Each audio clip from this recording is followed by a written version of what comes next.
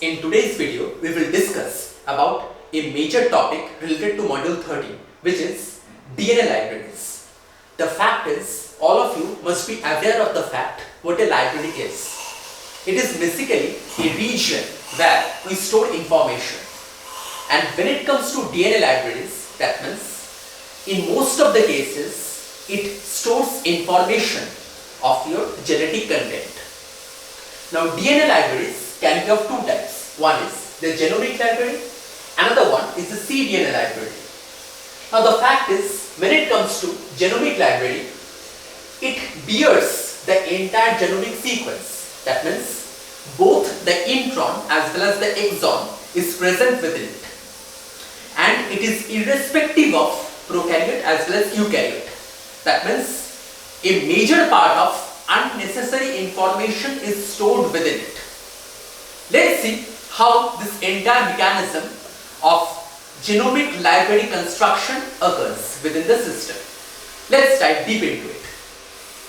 First of all, the cell from the source organism is being isolated. It can be a tissue, it can be something else, irrespective of prokaryote as well as eukaryote. Then DNA is isolated from that particular cell. After isolation of DNA, it undergoes restriction digestion. Now the fact is, all of you must be aware of the fact what is a restriction enzyme. It cleaves the fragment of DNA into smaller fragments so that these fragments can be introduced within a vector. Now, in most of the cases, a mixture of restriction enzyme is being used in order to cleave the DNA. Now, after the cleaving, as you can see in step 3, fragments of workable portions of DNA is being constructed. And by gel electrophoresis, we will isolate or we will restrict the DNA based upon its size. After that, what can be done? These fragments of DNA should be packaged within a vector. Now, as you can see, based upon the application of restriction enzyme and their cutting sites, the entire size of these DNA fragments may vary. So, based upon these fragment size, they can be packaged into several vectors. It may be plasmid, which can carry about 15 into 10 to the power 3 base pairs, or it can be phage, which can carry a DNA insert of about 25 into 10 to the power 3. There are multiple examples. It can be cosmid, it can be phage, it can be phosmid, etc. Most of the cases, when it comes to larger fragments of genomic segments, phosmid is used as they are highly stable and they can carry a major amount of it, of the DNA insert actually.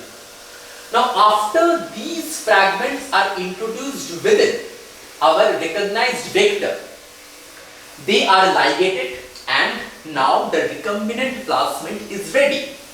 This recombinant vector, after being constructed, are introduced within a bacterial cell to create multiple copies of it. That means hence cloning mechanism is initiated. Now the fact is, during E. coli cell insertion, what can be done? We initiate, in most of the cases, calcium chloride is being applied, and when calcium chloride is applied to the mixture, then the competency of the cell increases, hence it will uptake the plasmid which is foreign. Now the E. coli cells are packaged with our fragment of gene insert along with the plasmid. Now we have to identify among these plasmids which of the plasmids actually consists of our gene of interest or the fragments of it. After the transformation mechanism is complete, we will plate this E. coli in a colony. We will plate this E. coli actually in a Petri plate. Now the fact is, within Petri plate, with proper supplementation of nutrients, colony formation will take place. Among this colony of E. coli, there will be our gene of interest along with the entire segment of genome. In order to prepare this genomic library, what else can be done? There lies a nitrocellulose filter. If we place that nitrocellulose filter on the upper part of this colony that is formed within the petri plate, there will be a copy, a replica copy within that particular nitrocellulose filter. And we have within that copy lies our fragment of genes. Now the fact is, the next step should be screening. That means we have to screen which of these fragments or colonies should bear our gene of interest. In order to do that, what will be done? We will create a probe, and within that probe there will be a fluorescent tag. So whenever this fluorescent tag will bind to our fragment of DNA within the genome, it will fluoresce. Applying that principle, first of all, these nitrocellulose filter copy, they will undergo a kind of heat treatment, as a result of which the E. coli cell within the colony bearing the fragments of DNA, they will get cleaved from each other. That means both the strands will be separated. As you know, if the strands are with each other, then our required probe that we are going to prepare will not bind with it. So therefore, the primary importance is to separate the DNA strands within the nitrocellulose membrane. So therefore, in order to do that, temperature is being applied. There are certain processes also. We will later discuss it in another video. Now the fact is, whenever these two fragments are separated, our probe that is prepared is applied. And whenever this probe is applied, it will bind to the segment of gene. And those binding of probe along with the fluorescent dye will help us to identify which of the fragments are being present within the E. coli cells. In this way, by this mechanism of screening, we can identify the fragments or the E. coli colonies bearing our genetic segments. In this way, the entire genomic library can be constructed. Previously, we have discussed about the genomic library, its significance and its mechanism of formation. Now, we will discuss about the cDNA formation. The fact is, when it comes to cDNA library preparation, the first thing that comes to our mind is the major part, that means from the entire genome, the intronic segments are spliced out. So it leaves only the functional part of it, which is the mRNA. So from the tissue of our interest, which is majorly eukaryotic system, because in prokaryotic system, as you know, there is nothing called as intron or exon. So in case of cDNA library preparation, the eukaryotic portions are to be taken under consideration. Tissue of our interest is taken. From that, RNA is being isolated. This RNA isolation is followed by purification of mRNA. There are two processes by which purification can be done. One is trisol extraction mechanism. Another is column purification. Column purification is highly specific because, as you can see, they are treated with oligo-DT bound resins. That means mRNA, which consists of poly A tail, can only bound this oligo-DT segments. That is the significance.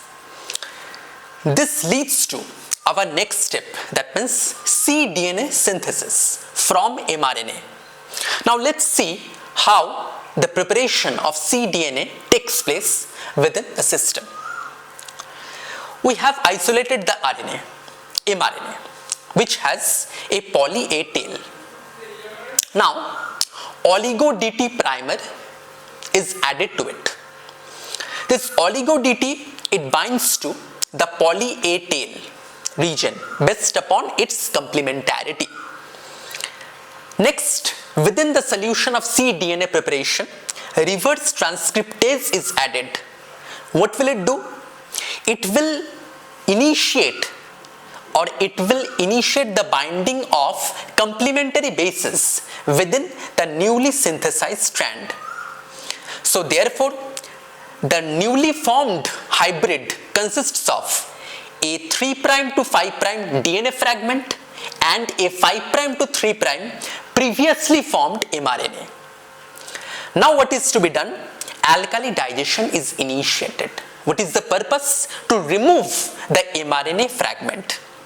Therefore, this leads to only a poly T bearing DNA fragment, and in association with poly G tail is added to it that binds to the 3' end. Coming to this poly G should hydrize with oligo C. So therefore, as a complementary approach, C will bind to the G, and as a result, rest of the fragments will be synthesized. Rest of the fragments will be synthesized with the help of DNA polymerase. With the help of DNA polymerase, the rest of the fragment will be synthesized. Therefore, this entire cDNA is formed right now.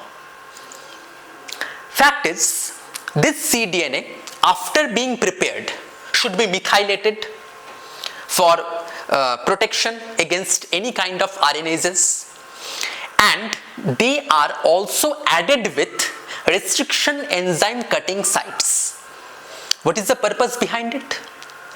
The main purpose is to initiate the process of cloning and screening, just like that of our genomic library formation, where restriction digestion is initiated, and after restriction digestion, the fragments are to be loaded within the vectors and ligation mechanism is conducted, and after that they are introduced within the E. coli cells for cloning, and after that they are screened using probes or antibiotic resistance genes.